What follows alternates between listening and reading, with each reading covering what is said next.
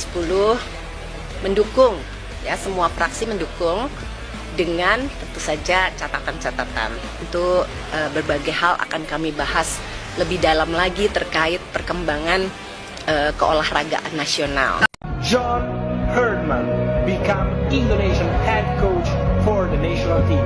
Here we go. This time, it's our home. In our ground, we bounce back. Every time together, it's one team, one team. Garuda ready to test their strength. The next challenge in Surabaya.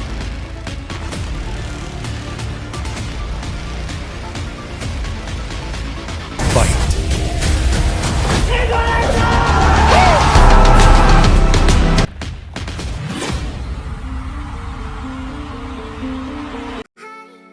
John Herdman siap panggil pemain naturalisasi Grade A, target ke Piala Dunia 2030 dimulai. Kehadiran John Herdman sebagai calon pelatih timnas Indonesia membawa harapan besar terutama untuk target jangka panjang lolos ke Piala Dunia 2030. Pelatih asal Inggris yang dikenal berpengalaman menangani proyek jangka panjang ini kabarnya akan dikontrak hingga 2027 dengan opsi perpanjangan. Artinya PSSI benar-benar menaruh kepercayaan besar pada Herdman sebagai arsitek masa depan sepak bola nasional. Namun tantangan yang menanti jelas tidak ringan. Persaingan di zona Asia semakin ketat sementara timnas Indonesia masih membutuhkan peningkatan kualitas di beberapa sektor krusial. Herdman diperkirakan tidak hanya fokus pada strategi permainan, tetapi juga pada pemilihan pemain yang tepat agar skuad Garuda mampu bersaing secara konsisten di level tertinggi. Naturalisasi Grade A strategi realistis perkuat fondasi tim. Dalam sepak bola modern, naturalisasi bukan lagi hal tabu, melainkan strategi yang sering digunakan negara berkembang untuk mempercepat peningkatan kualitas tim nasional. Dalam konteks timnas Indonesia, langkah ini dinilai realistis untuk menutup celah kualitas, khususnya di lini belakang dan tengah. Sejumlah pemain keturunan yang berkarir di Eropa masuk radar sebagai opsi potensial. Dari banyak nama, 3 pemain dinilai berada di level tertinggi atau Grade A karena jam terbangnya di Liga Elit Eropa. Kehadiran pemain dengan pengalaman menghadapi tekanan tinggi jelas akan membawa dampak signifikan bukan hanya dari sisi teknis, tetapi juga mental bertanding. Pemain-pemain dengan latar belakang kompetisi Eropa umumnya terbiasa dengan tempo cepat, disiplin taktik, dan duel fisik intens. Nilai-nilai inilah yang selama ini kerap menjadi pembeda saat timnas Indonesia berhadapan dengan tim-tim kuat Asia. Dengan kombinasi pemain lokal yang semakin matang dan tambahan pemain naturalisasi berkualitas, fondasi tim bisa menjadi jauh lebih kokoh. Formasi 3,4,3 John Herdman dan peluang Indonesia lolos Piala Dunia. John Herdman become Indonesian head coach for the national team. Here we go. John Herdman diprediksi akan mengusung formasi 3,4,3, sebuah skema yang menuntut keseimbangan antara pertahanan solid dan serangan agresif. Dalam formasi ini, peran bek tengah dan wingback menjadi sangat vital. Dibutuhkan pemain yang tidak hanya kuat bertahan, tetapi juga nyaman menguasai bola dan membantu build up serangan. Jika skema ini dijalankan dengan pemain yang tepat, timnas Indonesia berpotensi memiliki pertahanan yang sulit ditembus sekaligus fleksibel saat menyerang. Kehadiran pemain yang mampu bermain di beberapa posisi juga memberi Herdman banyak opsi rotasi, terutama dalam turnamen panjang seperti kualifikasi Piala Dunia.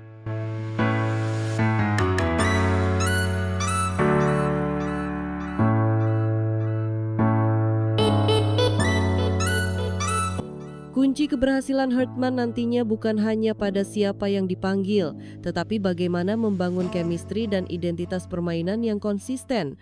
Dengan waktu persiapan yang cukup dan keputusan strategis yang tepat, peluang timnas Indonesia untuk tampil di Piala Dunia 2030 bukan lagi sekadar mimpi. Jalan memang terjal, tetapi arah menuju ke sana kini mulai terlihat lebih jelas. PSSI membeberkan latar belakang keputusan John Herdman yang akhirnya memilih menukangi timnas Indonesia meski mendapat sejumlah tawaran dari negara lain, termasuk kawasan CONCACAF. Pilihan tersebut dinilai bukan keputusan biasa, melainkan lahir dari pertimbangan personal yang matang. PSSI menilai Herdman melihat Indonesia sebagai tantangan yang berbeda dibanding opsi lain yang datang kepadanya. Kesempatan untuk terlibat dalam pembangunan sepak bola di Asia Tenggara menjadi faktor penting dalam keputusan tersebut. John Herdman ke Indonesia merupakan sebuah keputusan yang sangat personal. Kami memahami di tengah banyaknya tawaran dari negara-negara lain, termasuk dari zona CONCACAF, dia memilih tantangan di Asia Tenggara, tulis PSSI. Menurut PSSI, langkah Herdman mencerminkan komitmen terhadap proyek jangka panjang yang tidak hanya berorientasi pada hasil pertandingan. Pelatih berusia 50 tahun itu disebut tertarik pada visi yang lebih luas, termasuk dampak sosial dan budaya dari sepak bola di Indonesia. PSSI juga mengungkapkan bahwa Herdman terpilih setelah melalui proses seleksi ketat.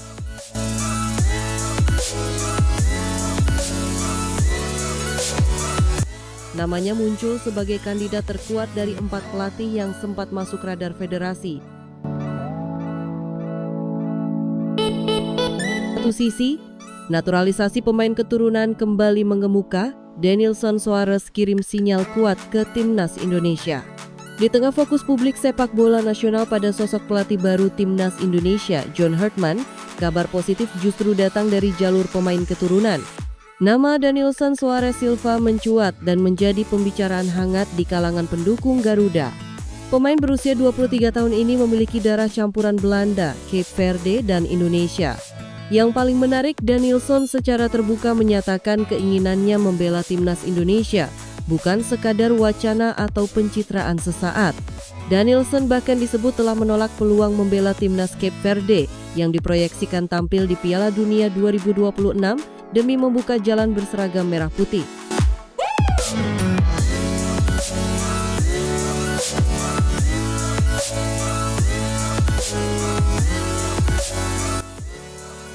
Sebuah keputusan besar yang menunjukkan keseriusannya. Saat ini Denilson bermain di kasta tertinggi Liga Gibraltar bersama klub Brunos Magpies. Meski bukan liga elit Eropa, konsistensi bermain di level profesional menjadi modal penting, terlebih di era kepelatihan baru yang menekankan kesiapan mental dan komitmen. Lahir di Belanda pada 6 Maret 2002, identitas Indonesianya bukan sekedar klaim. Darah Nusantara mengalir dari neneknya yang lahir di Bandung, Jawa Barat. Latar belakang ini mengingatkan publik pada proses naturalisasi pemain sebelumnya seperti oleh Romeni dan Maarten Paes yang kini menjadi bagian penting timnas.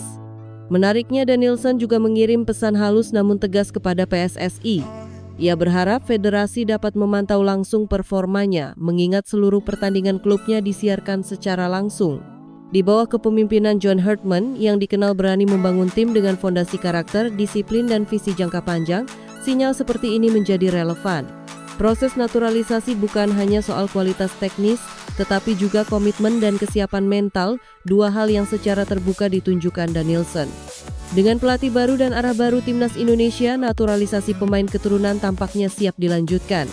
Dan Denilson Suarez Silva kini berdiri di barisan terdepan, menunggu panggilan untuk membuktikan bahwa pilihannya bukan sekadar kata-kata.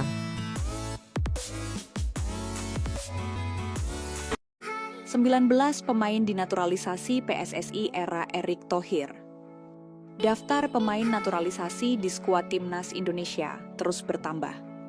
Pemain yang mendapat status warga negara Indonesia (WNI) lewat proses naturalisasi. Kebijakan naturalisasi sejatinya bukan hal yang baru. Tidak ada aturan yang dilanggar pada kasus ini. Belakangan, jumlah pemain naturalisasi di skuad timnas Indonesia makin banyak.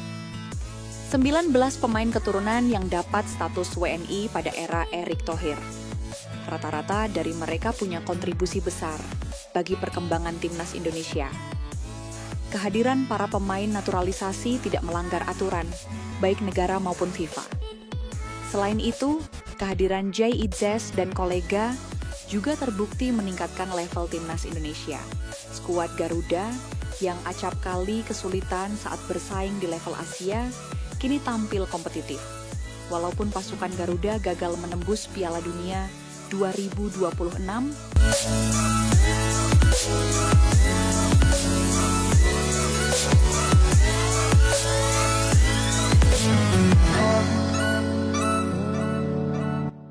berikut adalah pemain yang mendapat status WNI untuk membela timnas Indonesia lewat proses naturalisasi era Erick Thohir. Ivar Jenner, Rafael Struijk, Justin Hubner, Jay Itzes Nathan Jo Aon, Tom Hai, Ragnar Orat Manggoen, Calvin Verdong, Jens Raven, Martin Paes Mace Hilgers, Eliano Reinders, Kevin Dix Ole Romani, Dion Marks, Tim Guy Pence, Emil Audero, Dean James Joey Pelupesi, dan muncul rumor kembali, yaitu bintang Liga Inggris, back Leeds United Pascal Struijk, kakek nenek saya, hidup di era Hindia Belanda. Kenapa orang-orang bisa tahu? Pascal Struijk. Namanya jadi buah bibir dan dibicarakan di mana-mana, terlebih di kalangan pecinta timnas Indonesia.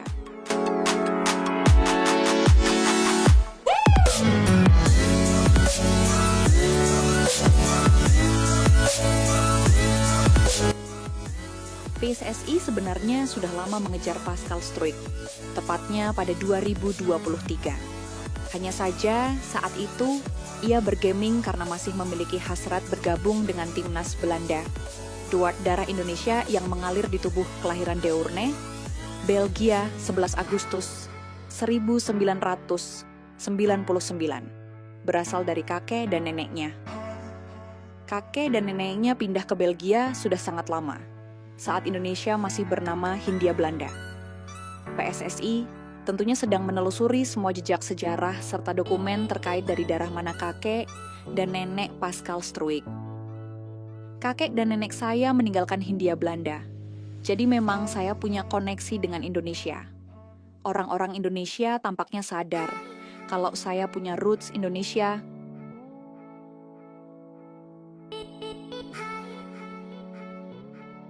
PSSI tetap membuka keran naturalisasi Joel Veltman, buka peluang bela timnas Indonesia. PSSI tetap aktifkan proyek naturalisasi bek Brighton and Hove Albion. Joel Veltman tengah menjadi perbincangan hangat setelah menyatakan ketertarikannya untuk membela timnas Indonesia. Pernyataan itu muncul di tengah situasinya yang semakin sulit menembus skuad utama timnas Belanda jelang Piala Dunia 2026. Dikutip dari media Belanda Voetbal Primeur, Veltman menyinggung peluang berpindah ke warganegaraan karena ia sudah tidak lagi menjadi pilihan utama tim Oranye. Ia pun membuka diri untuk kemungkinan memperkuat skuad Garuda. Saya pikir pemain dapat beralih ke warganegaraan jika belum bermain pertandingan internasional selama 2 tahun. Saya terbuka untuk kepindahan itu. Saya akan senang bermain di timnas Indonesia. Aku bersungguh-sungguh, ujar Veltman.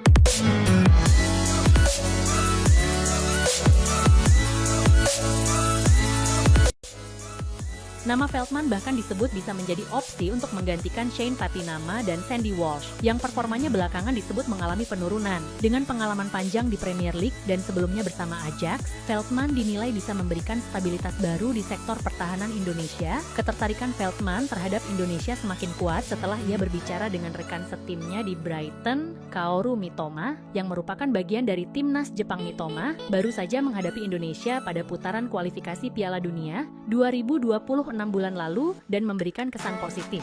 Aku baru saja berbicara dengan Kaoru Mitoma yang bermain dengan Jepang melawan Indonesia dalam seri kualifikasi waktu lalu. Dia memuji Indonesia, ungkap Veltman.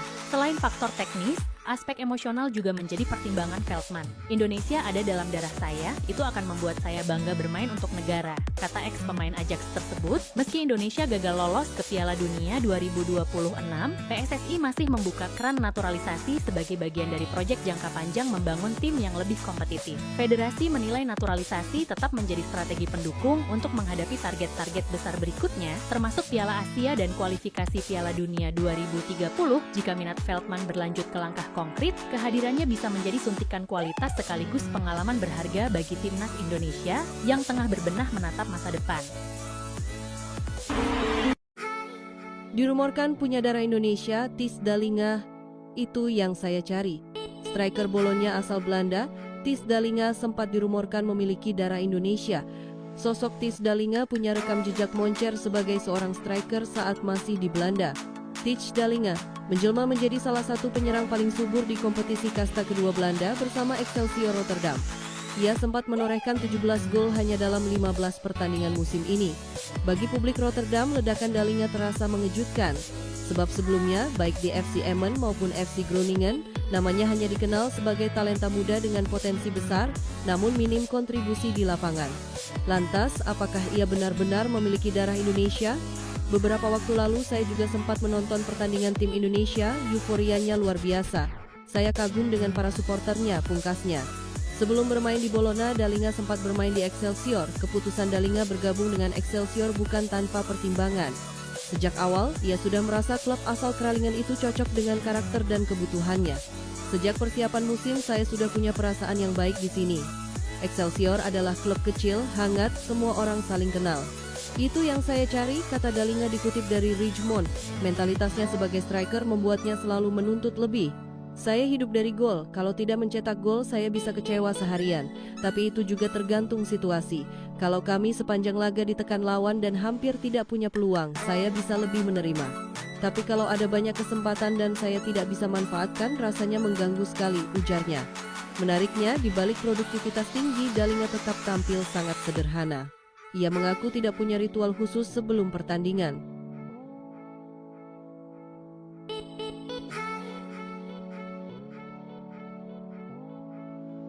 Penyerang Bologna disebut bakal dinaturalisasi untuk bela timnas Indonesia. Tis Dalinga, calon striker anyar. Rumor naturalisasi kembali menggema di jagat sepak bola Indonesia. Setelah kegagalan timnas Indonesia melaju ke Piala Dunia 2026, publik dibuat penasaran dengan identitas dua pemain yang disebut-sebut sedang dalam proses naturalisasi. Salah satu nama yang paling santer dibicarakan adalah Tis Dalinga, penyerang Bologna berusia 24 tahun yang kini tampil reguler di Serie A. Menurut laporan media Jerman Stuttgarter Nachrichten, Dalinga tengah menjadi incaran sejumlah klub, termasuk VfB Stuttgart. Namun di Indonesia, namanya justru menjadi buah bibir karena disebut masuk radar naturalisasi PSSI. Dalinga yang didatangkan Bologna dari Toulouse pada 2024 dengan mahar 15 juta langsung menjadi bagian penting lini depan. Musim lalu, ia menorehkan 7 gol dan 3 assist dari 43 pertandingan, menjadikannya salah satu penyerang muda Eropa yang cukup menjanjikan. Isu bahwa Dalinga menjadi salah satu kandidat naturalisasi untuk memperkuat timnas Indonesia semakin menguat setelah beberapa unggahan di media sosial memunculkan spekulasi tersebut. Meski demikian, PSSI belum mau berbicara banyak. Ketua Umum PSSI Erick Thohir menegaskan bahwa pihaknya tidak ingin gegabah mengumumkan nama sebelum proses administrasi tuntas. Saya belum bisa spill karena suratnya belum masuk. Nanti kalau saya spill tiba-tiba nggak jadi, kan kita memalukan diri sendiri, ujar Erick Thohir dalam konferensi pers di Hotel Bidakara, Jakarta. Saya nggak bisa komen mengenai naturalisasi Tis Dalinga sebelum suratnya masuk. Kalau dari pengamat atau sosial media lebih ahli ya silakan. Tetapi kami di PSSI menjaga, lanjutnya. Ya mendorong juga beberapa tambahan. Ya. Seperti apa saya belum bisa ngomong, tapi ada 2 tambahan yang kami sedang seriusin.